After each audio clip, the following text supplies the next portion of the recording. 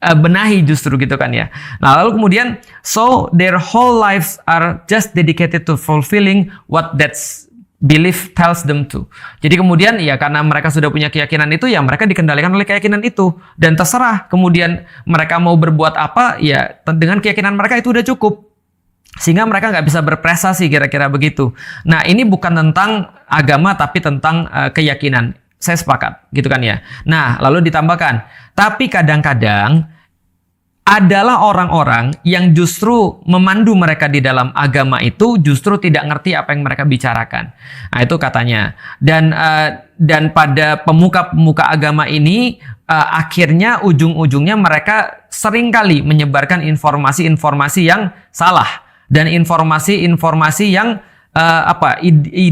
ide-ide atau nilai-nilai yang salah, yang akhirnya ide-ide ini menurut Cinta Laura tuh hanya membuat pemuka agama ini menjadi lebih kuat lagi, dan menaruh mereka dalam sebuah otoritas kekuasaan sehingga mereka tuh bisa nyuruh apa aja. Tapi sayangnya mereka nggak menggunakan itu dengan benar, maksudnya gitu ya. Akhirnya mereka tidak peduli terhadap yang lain kecuali pada dirinya sendiri. Nah, ini yang dilihat pada pemuka-pemuka agama oleh Cinta Laura gitu ya. Dan ini adalah sesuatu yang sangat ngeri. Jadi pertama gini teman sekalian. Kenapa saya katakan tadi saya banyak setuju juga? Karena gini ya. Kebanyakan orang muslim itu merasa bahwasanya kritikan terhadap diri atau kritikan terhadap kita sebagai manusia itu sama dengan kritikan terhadap agama. Padahal nggak selalu begitu. Nah, maka ini perlu kita tempatkan pada posisinya.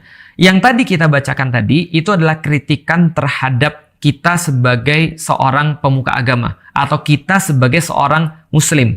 Bahwasanya yang terlihat di muka publik, entah apapun yang sudah kita lakukan, atau mungkin kita tidak ngerasa gitu, atau mungkin nggak semuanya gitu, tapi teman-teman sekalian, ini nggak memberikan sebuah penafikan atau tidak menafikan bahwasanya fakta yang dilihat oleh kebanyakan orang-orang Islam itu dalam tanda kutip bagi mereka mabuk agama. Karena mabuk agama inilah akhirnya mereka tidak mau lagi mengejar hal-hal yang bersifat duniawi. Mereka tertinggal dalam perkara-perkara duniawi. Mereka nggak mau lagi kemudian untuk berprestasi. Ini adalah sesuatu kenyataan. Kok bisa ada orang-orang yang dia beragama, dia kemudian jadi lebih parah dalam kehidupan dia? Kok bisa ada orang beragama malah utangnya nggak bayar? Kok bisa